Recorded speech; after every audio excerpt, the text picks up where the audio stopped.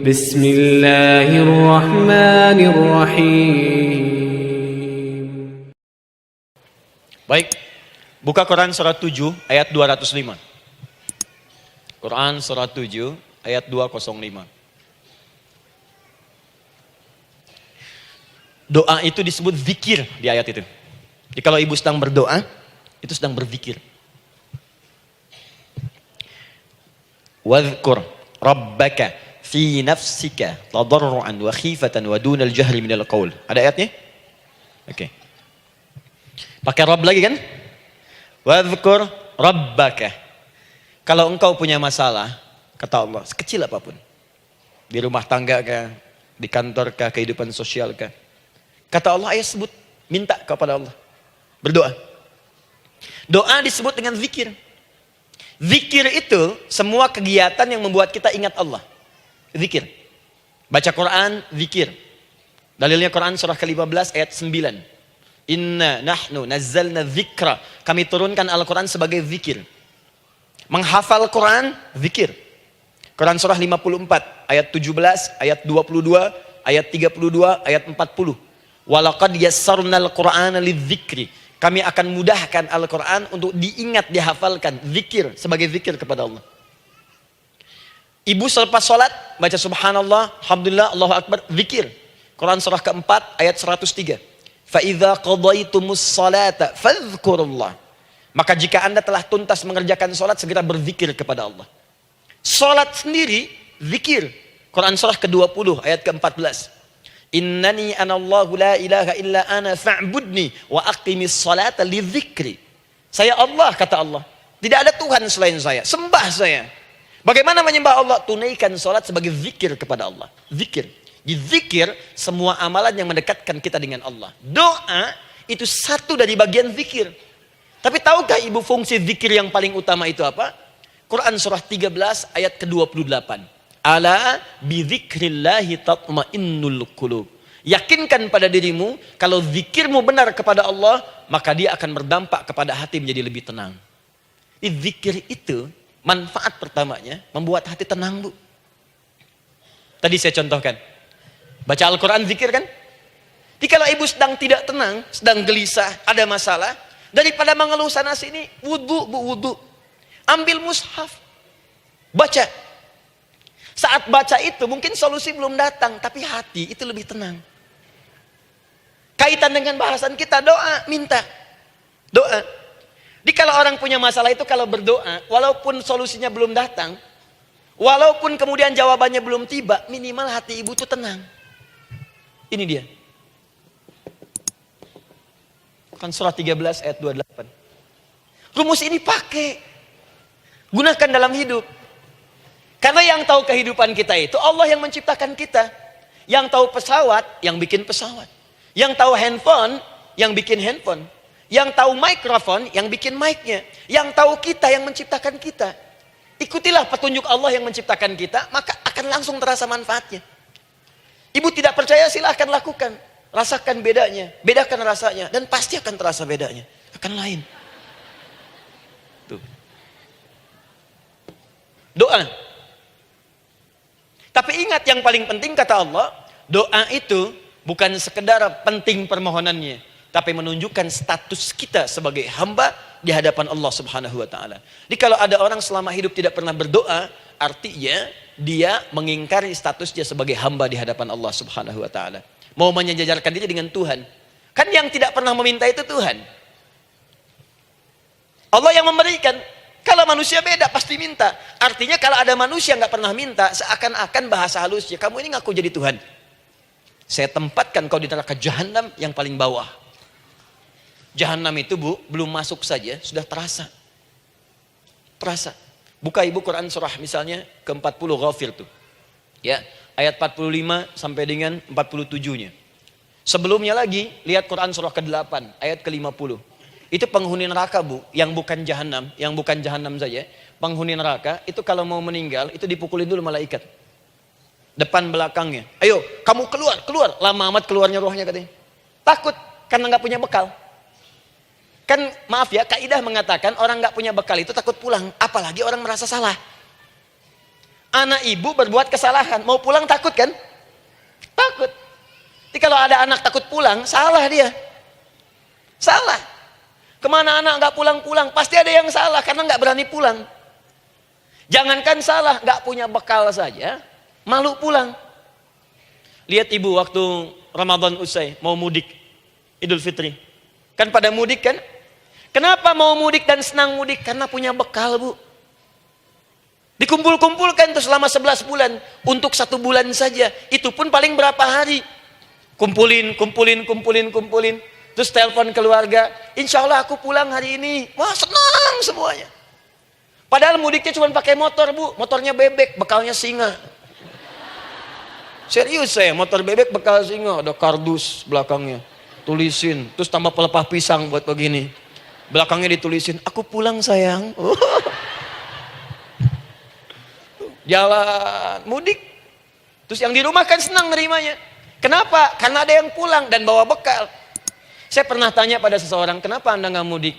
Nggak ada bekal Ustaz? Nggak ada bekal, malu pulang. Kebayang nggak saat pulang menghadap Allah nggak punya bekal?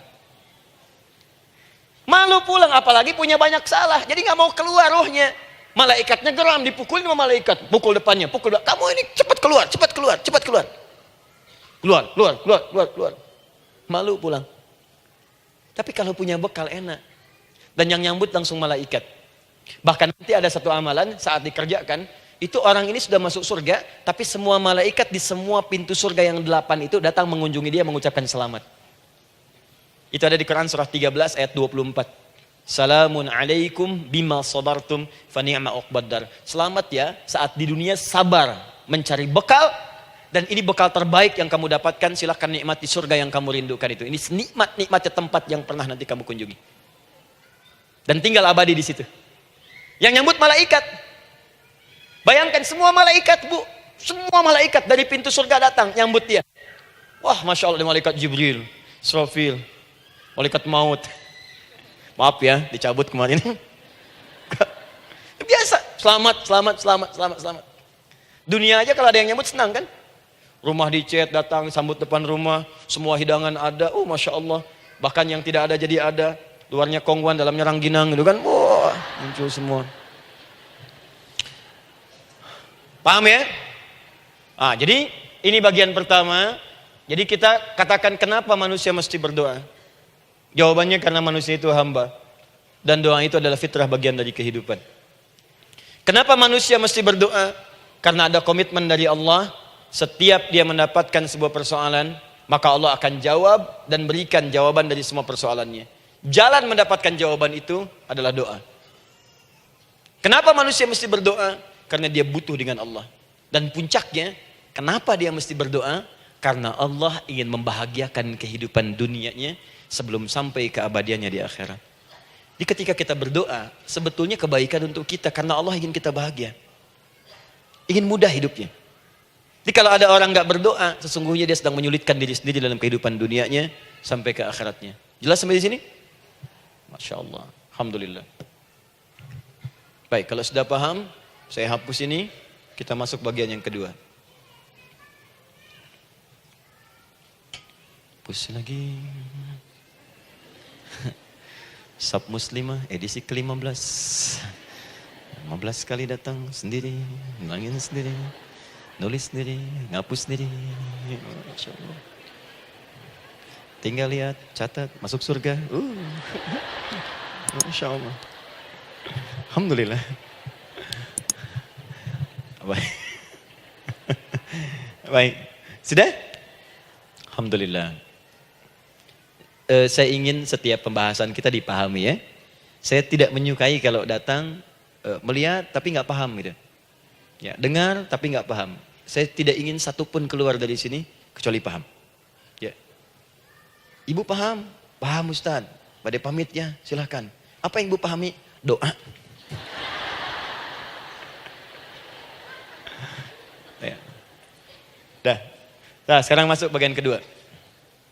Bismillah. Kalau sudah mengerti yang tadi, persoalannya adalah bagaimana cara kita memohon kepada Allah. Itu dia. Bagaimana cara kita meminta? Kata Allah, kamu kalau punya masalah, minta. Ya Allah, caranya bagaimana? Karena sesuatu yang dikerjakan tanpa ilmu, dan tidak tahu caranya, itu bisa keliru. Hidup itu menyembah Allah, tidak cukup dengan iman, Bu. Mesti pakai ilmu. Iman saja sekalipun kuat tanpa ilmu, itu bisa salah. Kuat ingin mendekat kepada Allah.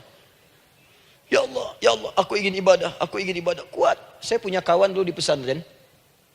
Tahun kedua, dia sudah berubah. Ya, tadinya orang tuanya melihat anaknya, Masya Allah, tiba-tiba ada perubahan, senang ibadah, Bu. Malam-malam dia bangun, ini kisah nyata, saya alami sendiri. Masya Allah, saya senang sekali. Kita saling doakan, dia bangun malam tahajud. Bangun jam 2, Anda bayangkan. Yang sebelumnya menjelang subuh atau apa, ini malam Jumat lagi, malam libur. Malam libur biasanya santri itu, kebanyakan ada yang keluar, ada yang main, ada yang macam-macam. Ini dia malam tahajud, jam 2 bangun. Saya bahagia sekali. Udah bangun, sholat, selesai. Cuman pas waktu mau subuh, kok saya lihat tidur. Saya bangunkan kan. Fulan, bangun. Oh iya, kata iya. Oh mungkin nanti mau nyusul. Saya pikir istirahat dulu. Saya ke masjid lah. Udah ke masjid dah selesai. Kita diskusi di masjid selesai. Semua pulang saya jam 7. Saya lihat masih tidur juga. Barangkali dia sudah tadi sholat mungkin di kamar, nggak sempat ke masjid karena capek. Tapi saya lihat kok posisinya nggak berubah. Di situ juga. Akhirnya setengah jam saya tunggu, saya bangunkan. Bangun. Kenapa Adi katanya? Saya kira antum belum sholat subuh ya? Adi gimana sih? Kan udah saya jama dengan tahajud tadi. Udah saya jama dengan tahajud. Jadi memang kekuatan imannya lagi tinggi, cuman ilmunya kosong. Ini yang bahaya. Besok-besok kalau orang kayak gini, sholat subuh bisa 4 rakaat. Karena itu berdoa penting, cuma kita mesti tahu caranya. Yuk kita mulai bagian pertama. Quran surah kedua ayat 186, paling kiri sebelah bawah.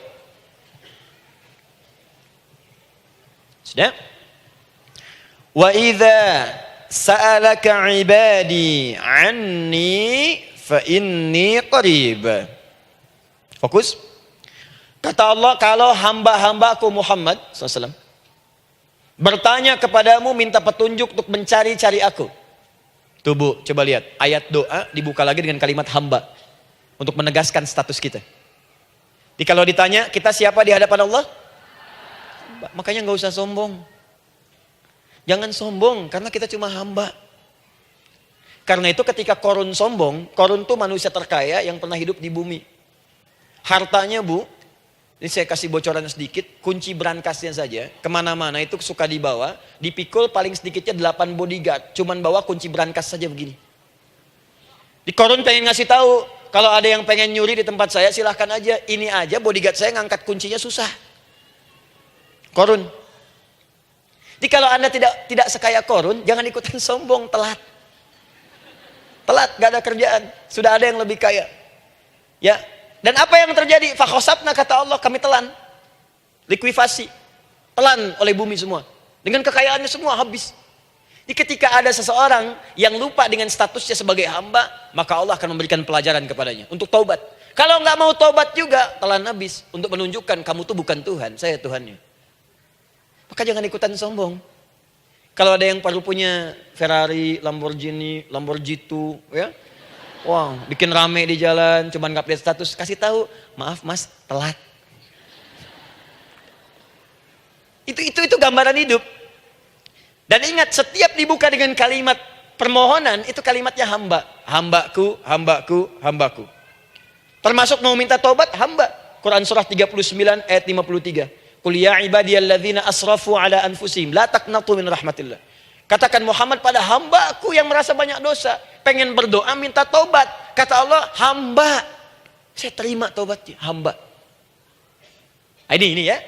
Ini pun adab yang pertama dari Al-Quran. Adab yang pertama, kalau kita ingin berdoa dan doa itu cepat ingin dikabulkan, maka berdoalah dengan cara menghamba di hadapan Allah Subhanahu wa ta'ala. Jangan merasa tinggi.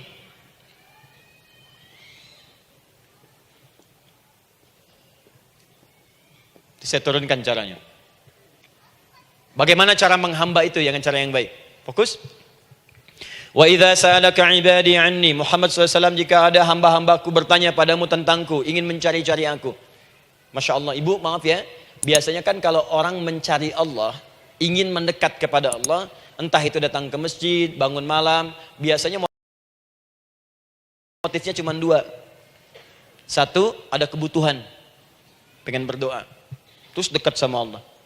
Besok mau arisan, malamnya tahajud. Anak mau ujian, baru puasa, kan? Suami ada proyek, nah, baru baca Quran, kan? Terus itu biasa itu, biasa. Jadi fitrah bu.